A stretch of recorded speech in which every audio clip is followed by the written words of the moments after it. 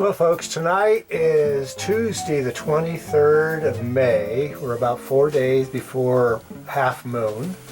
The moon's not much of a factor, but I'll tell you what is a factor. We've had several nights in a row now where I've been out trying to capture 150x views of faint fuzzy galaxies running through the NGC catalog. I think I started off with NGC 4000, went to 4100, and tonight I'm going to do the 4200s.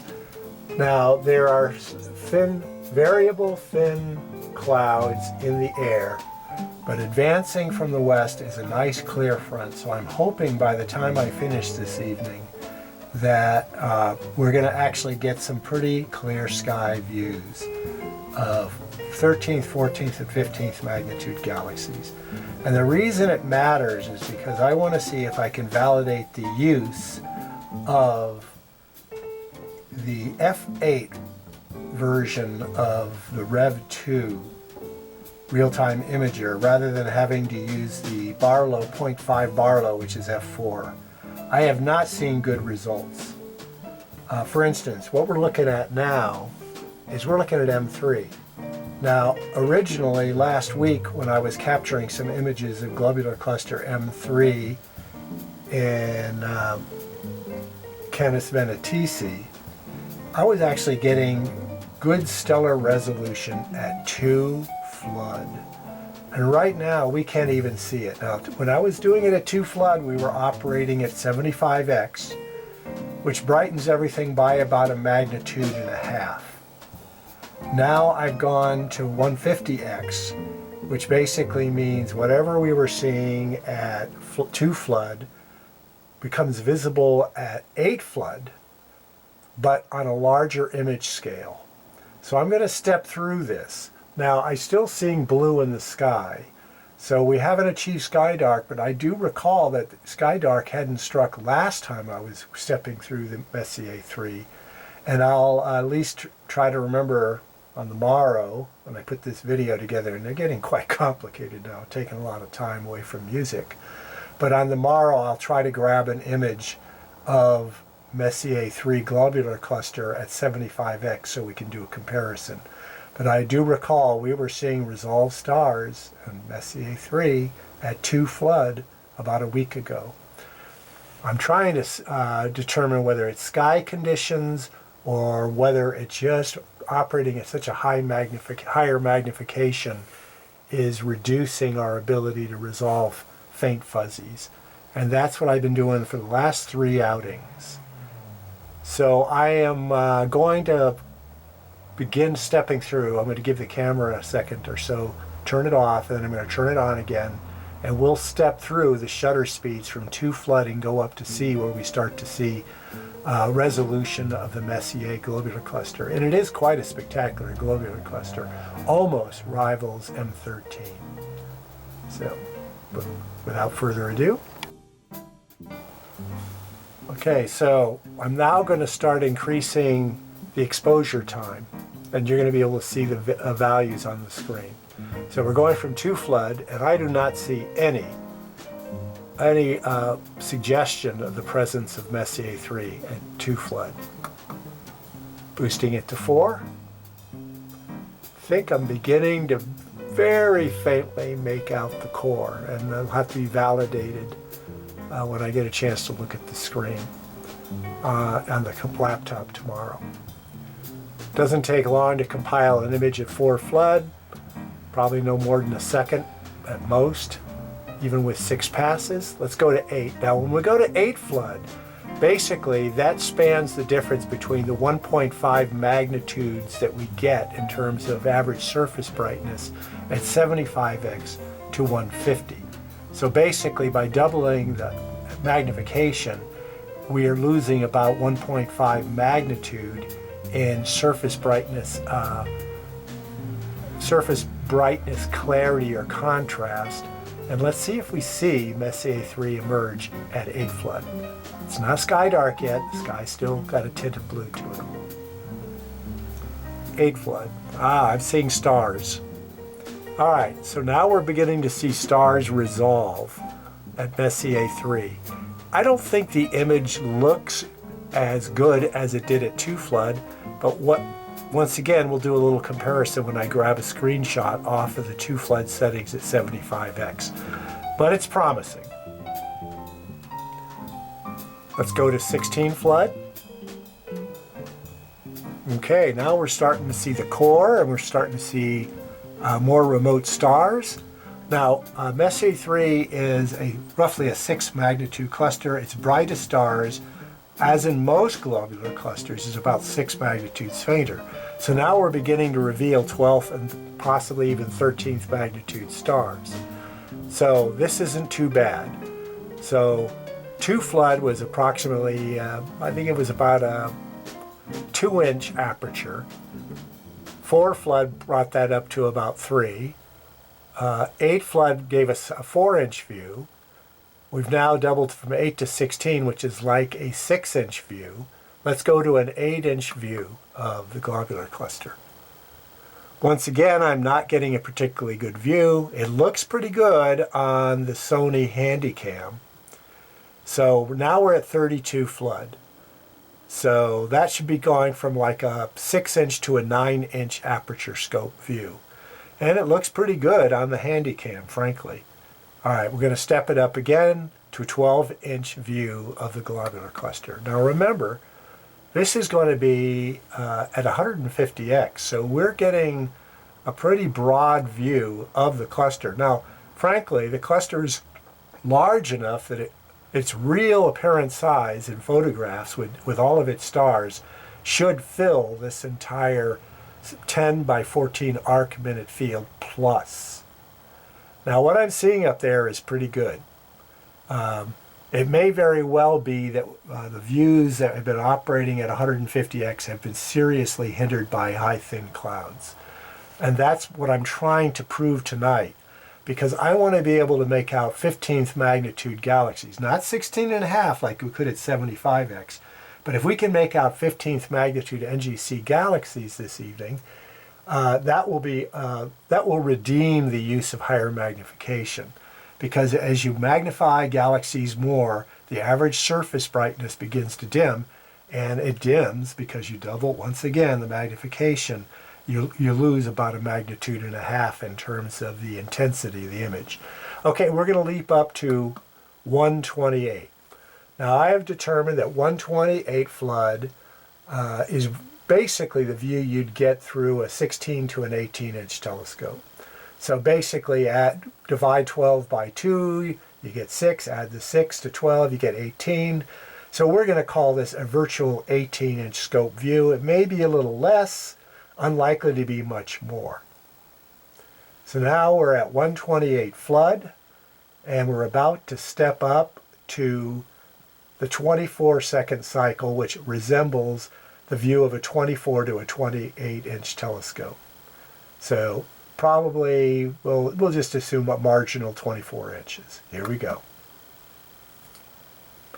Now, I have noticed in the past that it does take a full 24 seconds to make 6 passes of 4 seconds of each. Now, I've heard various reports about the exposure time in the Rev 2, but I do believe empirically through my own experience, it's about a 4-second cycle for each pass. There's 6 passes set up in the settings on the Rev 2, and it takes about 24 seconds to composite an image. But I have noticed that it's gone on and on, especially if there's clouds up there. It can go on and on for over a minute, still accumulating photons for the image. And that's another thing I'm going to look for tonight, if it's really clear, whether or not it's going to continue to gather light, even though there's no clouds. But I suspect it's a cloud phenomenon that's causing it in the past. So there's our kicker. This is Messier 3. There's still a hit of blue in the sky. There's probably some high thin clouds. They weren't persistent. They were discrete clouds, so there would be cycles where there'd be no. And there's a nice bank of blue, of transparent sky slowly creeping in from the west, from the Pacific Ocean. And that should bode well for Galaxy Quest this evening. And we'll start off with NGC 4250 tonight. as our first galaxy, and we're only going to look for ones in Virgo and Coma Berenices. So let's begin with that. But I'm going to first swing over to M61 for an initial view, because I have not gotten a good view of M61 yet, a face-on spiral galaxy, over the last couple of nights when I've been operating at 150x. So let's swing it on over 61.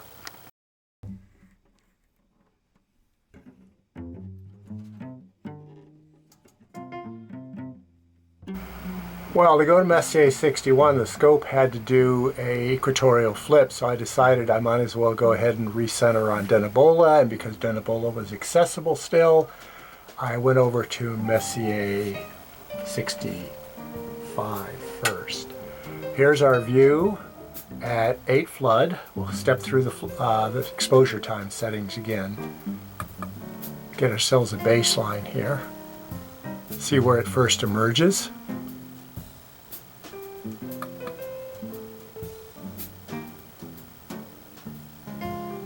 .32 flood, 8-inch equivalent.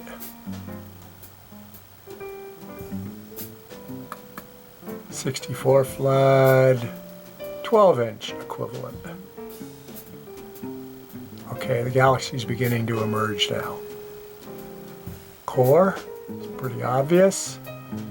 This is a 9x3 arc-minute galaxy, and it'll be interesting to see how much extension we get with it. So all we're seeing is the core with some faint aura of nebulosity around it at this point. I can't be sure. I'm not getting the best vantage point to look at the screen. That's where we are with the 12-inch settings. Gone on to virtual 18-inch settings. Beginning to see more extended nebulosity in the galaxy. I'm impressed a little bit there. What a difference the sky can make. However, there still are bands of faint cloud in the sky. Boy, the extension's quite good now. It is faint, however. Remember, we're thinning everything out with higher magnifications. All right, now we're going to go to our virtual 24-inch view. 256 flood. Brilliant core, extensive core region, very faint extended nebulosity extending out quite a ways onto the screen. This has given me hope, because I wasn't even seeing the Sombrero galaxy as well as this. And it's a brighter galaxy. I think M65 is in the 9.5 magnitude realm with 3 by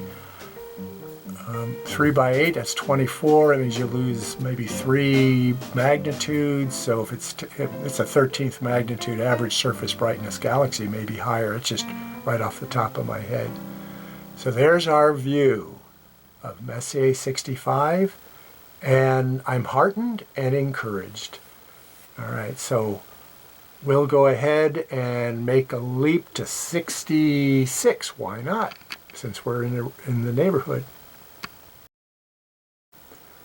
Well, I'm a bit befuddled. This is supposed to be Messier 66. The scope did not move at all. I would expect at least a minor amount of movement. But boy, this looks very similar to 65. I'll have to compare them. Messier 66 is a smaller, brighter galaxy, 8.9, 1 by 4.1 arc minutes, so it should have high surface brightness. In fact, its surface brightness is pretty easy to calculate, because if something is 1 by 4, that means it's got 4 arc minutes in size. It's only going to be, on average, about 1.5 magnitudes fainter on average as its average magnitude. It's at magnitude 9, basically, so it's going to be something like 9 plus 1.5 is 10.5 average surface brightness. It didn't move very much. So I'm a little bit concerned that we're actually looking at M65. So I'll have to compare them tomorrow, although M65 is a bit more irregular. there certainly is a good deal of texture visible. Once again, if this is Messier 66 and 65, as well as Messier 3, they were all quite impressive when it came to the amount of contrast on the screen, even though we've doubled the sizes of the images. So we're going to go and do that run now because it is sky dark to Messier 61. Okay, Messier 61 is obviously taking form on the screen. In fact, I'm beginning to see the ring aspect of Messier 61 taking form, especially here in the direction towards this part of the screen, core, and then some of the wheel-like rim components. What I'm interested in seeing is whether or not we're going to basically just get a larger version of what we've already seen at 75x. It's a very beautiful, symmetrical, annular type galaxy, face on, with beautiful spokes as spiral arms that sweep outward and then connect the ring-like component with the core. And I do believe we're starting to see some of that, and we're not even in the high contrast region of the bar, which is this region right in here. Since at 256 flood, I don't like to fiddle around with repositioning studies in the field. I may do that at the very later on this evening, after we've gone through some of the fainter NGC galaxies. We may revisit Messier 61, but before we even begin the process of going through NGC 4250, etc., and doing maybe 10 or 11 of those galaxies, we'll probably make a hop over to the Sombrero galaxy, Messier 104. But from what I'm seeing here on the Handycam screen, we are definitely seeing the spiral structure of Messier 61. I'm impressed. We're operating at 150x. We've maxed out our exposure time, and I had been concerned that we would be thinning out the luminosity too much so at the higher magnification, so we wouldn't be able to see structure. But I was also aware that by amplifying the size of the image, we'd have a chance to see more real texture in galactic structures. So that seems to be playing out here.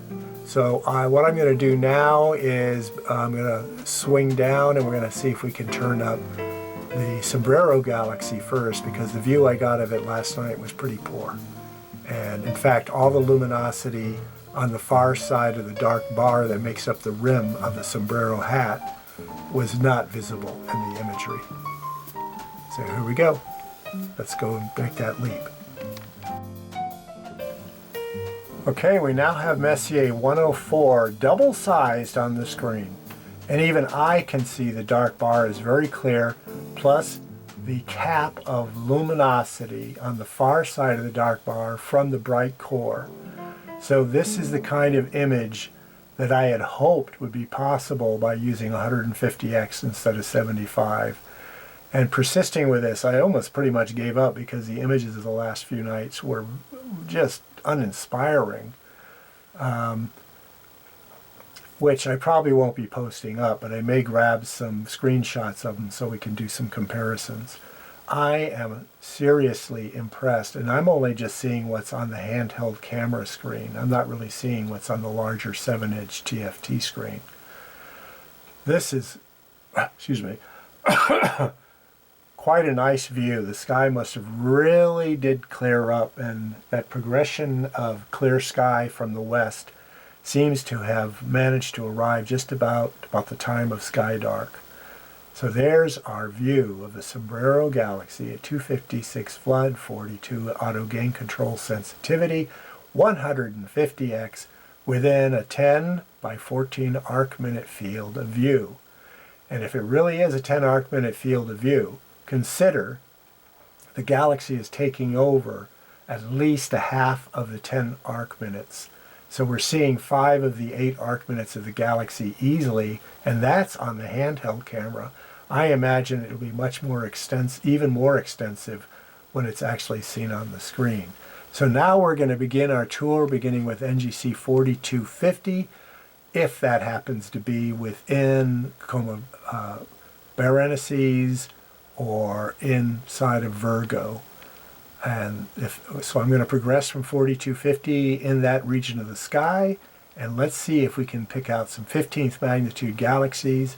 And if they are clearly present, then I will feel as though operating at 150 rather than 75x for galaxies is worthwhile.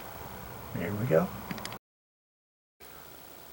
Okay, NGC 4251 got displaced a little bit when I turned on the camera, is now compiling on the TFT screen. The 4250 was actually in Draco, which I can't reach from the observatory.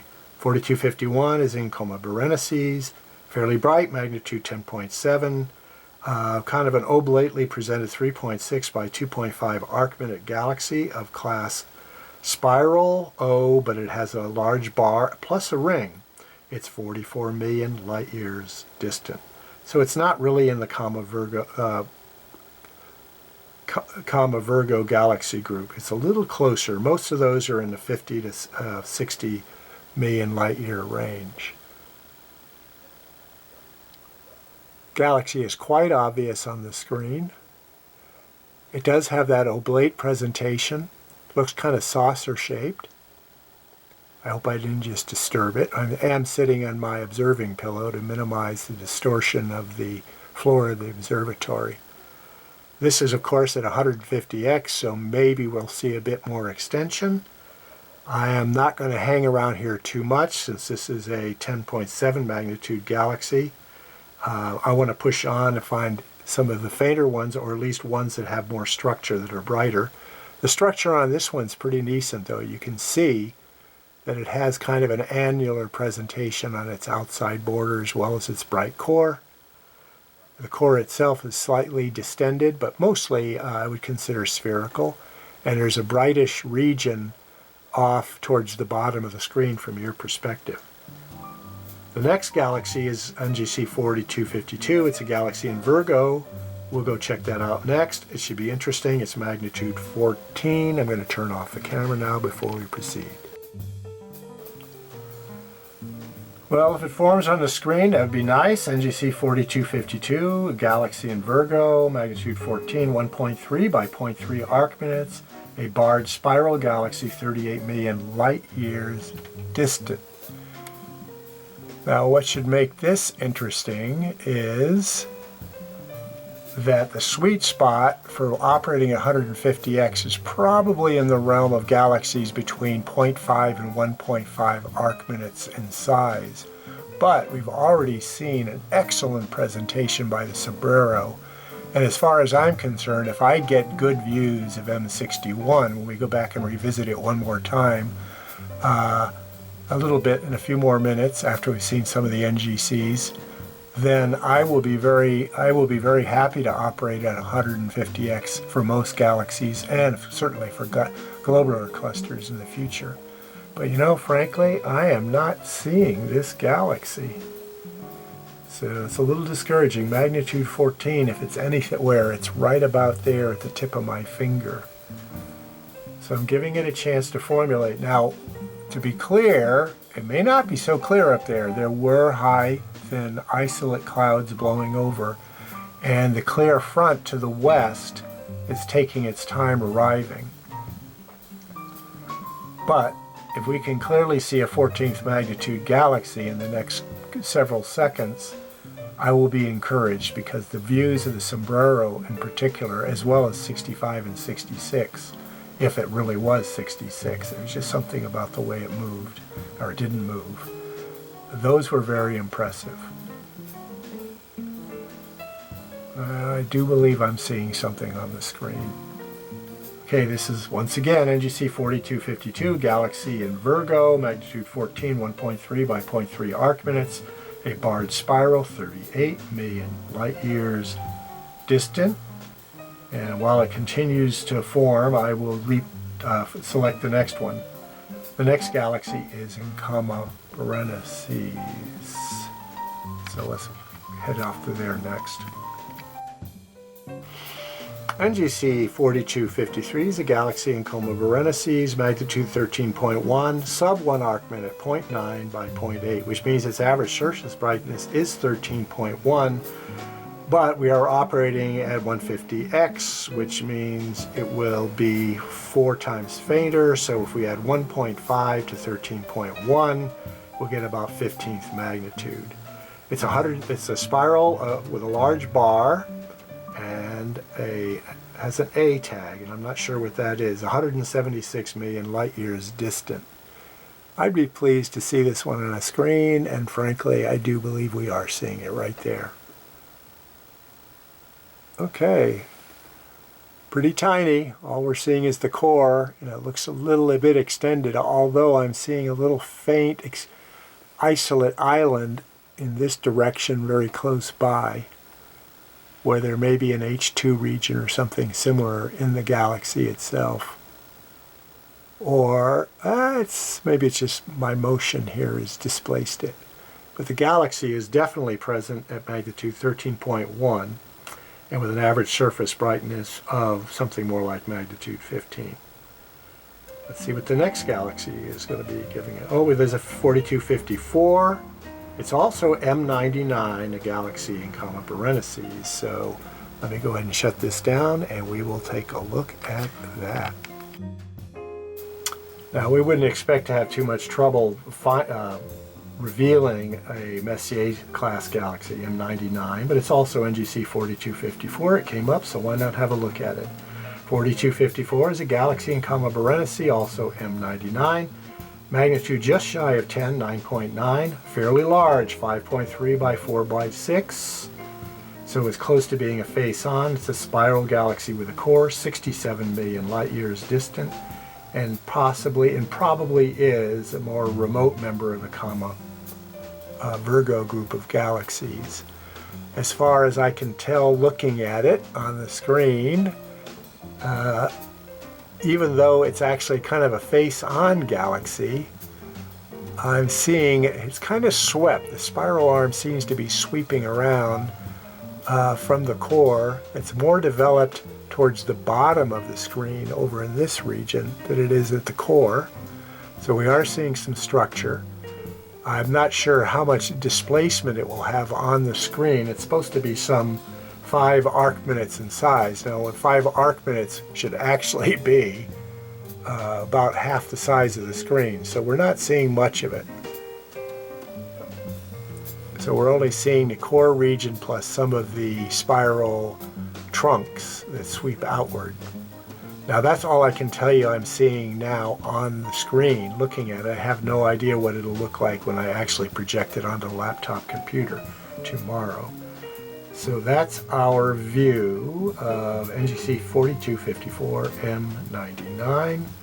The next galaxy on the list is 4255. It's magnitude 12.8. It's in Virgo. So let's make the hop there. Okay, NGC 4255, galaxy in Virgo, magnitude 12.8. Shouldn't be particularly challenging. 1.3 by 0.5 arc minutes.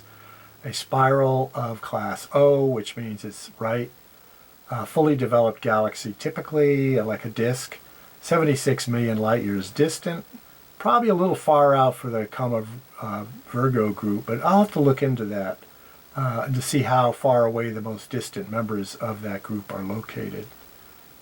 So we should be seeing it clearly developing on the screen, and I am seeing it. It's very brightish towards the core with extensions going off. If you were looking at it to maybe the 5 to the 10 o'clock positions, it's the best description I can give you looking at the tiny image now present. The image probably is fully assembled. Once again, NGC 4255, magnitude 12.8. A galaxy which you'd be fortunate to find in a 10 to 12 inch telescope. Next galaxy, 56, is in Draco. 57 is in Virgo, and let's make a hop to that next. Well, here's another opportunity to test 14th magnitude galaxies. NGC 4257, galaxy in Virgo, magnitude 14. 1 by 0.3, so it's got an aspect ratio similar to Messier 31. It's a spiral of class A, B, so it has a bar. Once again, I'll have to look into what the A is. It's clearly beyond the Comma Virgo group at 124 million light years. So I'm hoping we're seeing it formulate on the screen as I spoke. It is magnitude 14. Remember, we're looking for galaxies up to magnitude 15 over the course of this series of studies. If there is a galaxy there, I believe it's right there at the tip of my finger. Didn't know my finger was that large, it could reach that far. Anyway, so I'm not going to take the time to let it form much more because it probably won't. What I want to do with these 14th and 15th magnitude galaxies is just demonstrate their presence on the screen without scratching my head over whether it really is a galaxy or not. The next galaxy on the list is in Canis Venatici. Ooh, we're making a leap, 4258 to Canis Venatici. It's also known as Messier 106. As it turned out, NGC 4258, also Messier, I forget the number now, was up near the roof line. I did get a chance to look at it, but we're only getting a couple of inches of aperture on it. This one, NGC 4259, is a galaxy in Virgo, magnitude 13.6, 1.1 by 0.4 arc minutes in size, a class O spiral, 111 million light years distant. And from what I can tell, it's on the screen. Oh yeah, it's definitely a galaxy right there. 13.6, pretty good. But however, at 75x, 15th magnitude galaxies were rather easily turned up.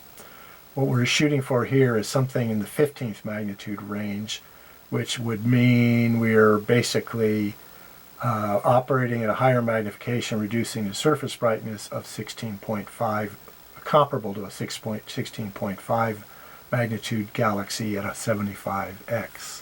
So here we have that view. It's nicely positioned on the screen, so GO2 is functioning rather well this evening. 4260 is another galaxy in Virgo, and it's fairly bright, a magnitude 11.8, so let's go ahead and I'll let you go ahead and watch us make the leap here. See how long it takes. Not much of a change in position. All right.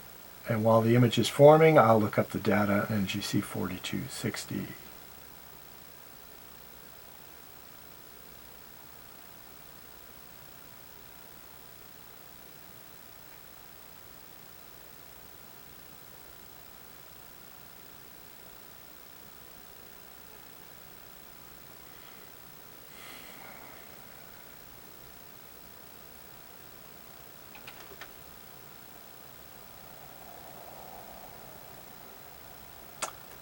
Okay, this galaxy is pretty bright, magnitude 11.8. Yeah, a little larger than 1 arc minute, 2.4 by 1.2, so it's a 50% aspect ratio.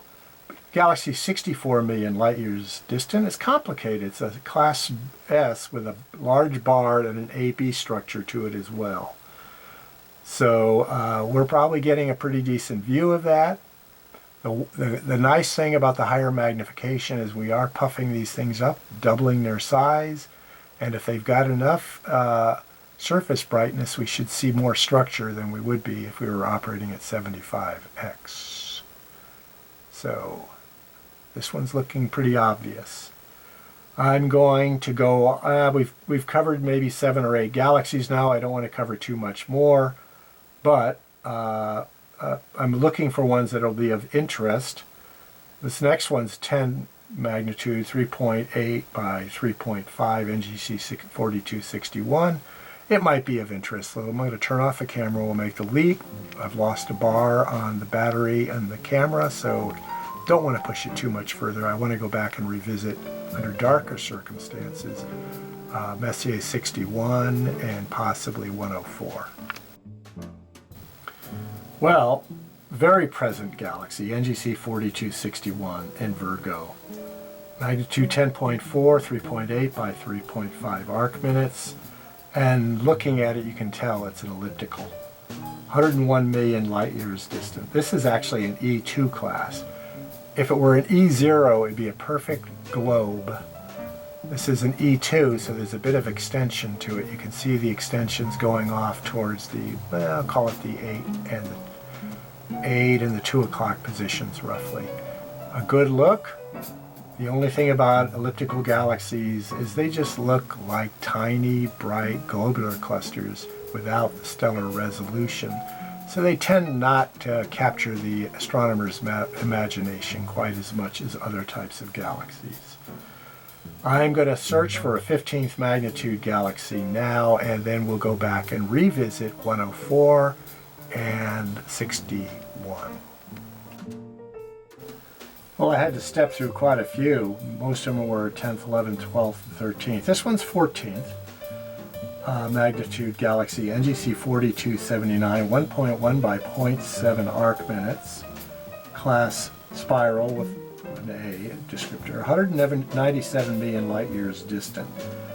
So, be nice to see this one on the screen. We had to go quite a ways. I do believe I'm seeing it right up there, but that could be another neighboring galaxy. Well, normally we've been seeing it here, but we're in far southern Virgo right now. So there could be several galaxies up there. I'm pretty sure we're probably seeing something in the 14th magnitude somewhere up there on the screen. I really want to have a look at a 15th magnitude galaxy, so while we allow this one to form up a little bit, I'm going to continue stepping through it.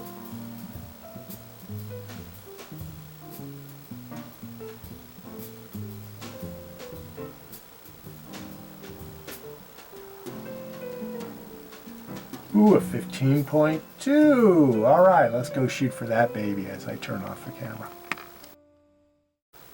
Well, if we can see NGC 4287, galaxy in Virgo, magnitude 15.2, 1.2 by 0.2 arc minutes, so kind of an edge-on galaxy. It's a spiral with a small bar, 100 million light years distant. If we can turn this one up, then I will feel vindicated that 175x or 150x, using the Rev 2 system through the 6-inch scope, we're functioning at f4, will be justified to operate at the operate without the focal reducer on the camera. I am seeing something fuzzy right there, but it's a little out of position, and you got to be really careful with galaxies in the Comma Virgo group, because there's so many neighboring galaxies that could confuse you. I would prefer if it had ended up here, in this region right here, because that's where most of the galaxies have been appearing. So what I might want to do is just do a quick realignment on, let's say, Messier 61, and recenter that, and then come back to NGC 4287, as long as I can remember the designation. But that galaxy looks a little brighter than I would expect at 15.5. There's also a galaxy up here. There's one over there. So, however, I was kind of expecting it to be right here. So there's several galaxies on the screen, and there's no guarantee that it is 4287. So let's go have a look at Messier 61. I'll synchronize to it, then we'll come back to 4287.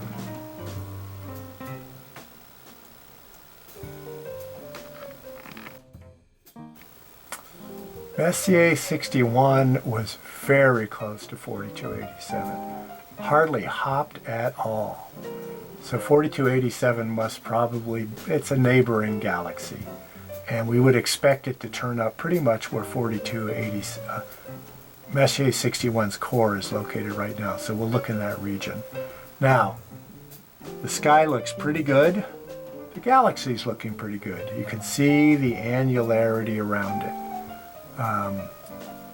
Very happy to see this. It's a 6 arc minute size galaxy. I can give you the spec on it again, and I will do that. I am so pleased to see so much more of its nebulous structure Then I've been seeing the last couple of nights when I've used it as a baseline test at 150x, or basically with the focal reducer removed from the camera, from the imaging device. So I am very, very pleased that we're seeing this much of the galaxy. Seems to be a bit of a disruption of the image at times. I'm not sure if it's the handheld or the screen itself. But look at that structure. That is beautiful. The only part that we're not seeing as much of is to the 12 o'clock position on the screen. But even that is beginning to take form right now. So what I'm going to do is I'm going to go to NGC 4287. I'm going to give this a few more minutes to form because this is kind of a definitive image of Messier 61. I'll go ahead and read, while it's continuing to take form in the screen, because it can take quite a while, I'm going to go ahead and read the data in again for future reference.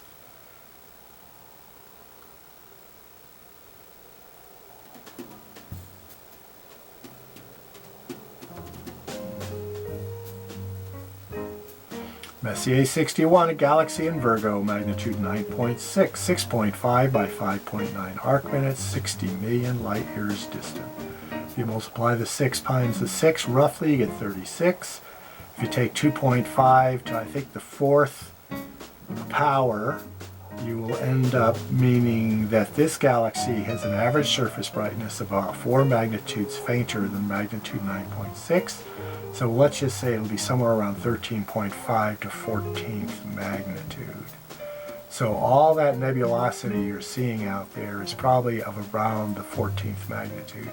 And we're seeing some beautiful structure there. So I am actually very pleased. I may not use the focal reducer anymore except for extended nebulosities like the Magoon and the Trifid Nebula. So from this point on, I'm pretty pleased with the views we're getting under clear, dark skies of galaxies. Certainly wouldn't use it on Messier 31. Could be problematic on Messier 110, which is fairly faint. Messier 32 would be perfect in this. So there's our view. I am going to make the leap. I think it was 4287. Let the image form. It'll be the last image of the night. 42. I'll go to that, and we'll allow this image to continue forming and see if it does increase any additional detail. Oops, as I go to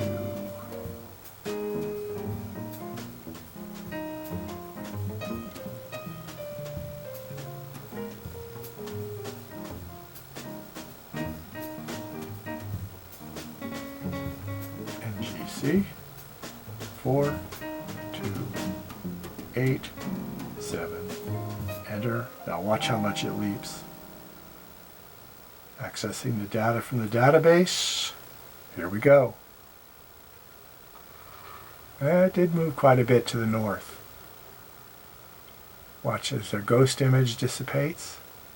And let's see if our 15th magnitude galaxy takes up residence in that spot, or very clear near to the core of Messier, where Messier 61 was located. I'll access the data again on 4287 just to be sure.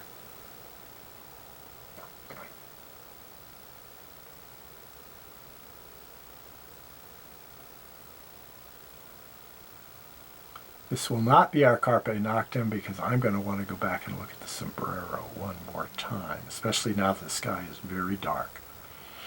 NGC 4287, Galaxy in Virgo, magnitude 15.2, 1.2 by 0.2, edge-on galaxy. Spiral with a bar, 100 million light years distant.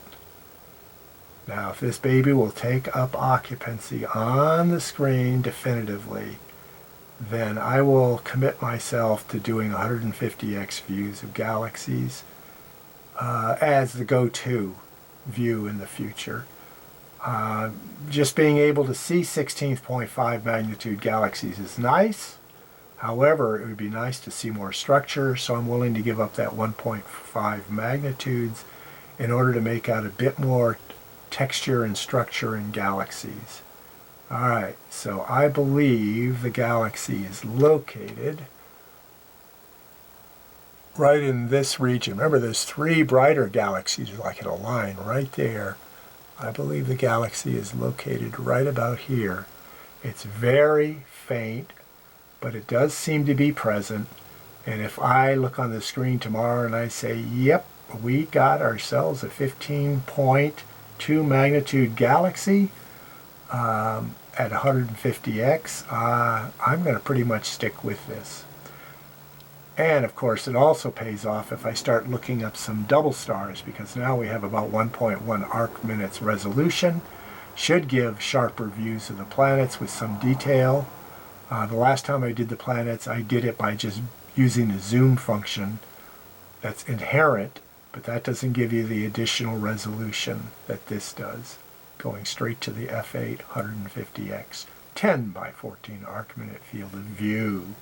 So this is not Carpe Noctem. We're going to go have that final look of the Sombrero. Let's watch.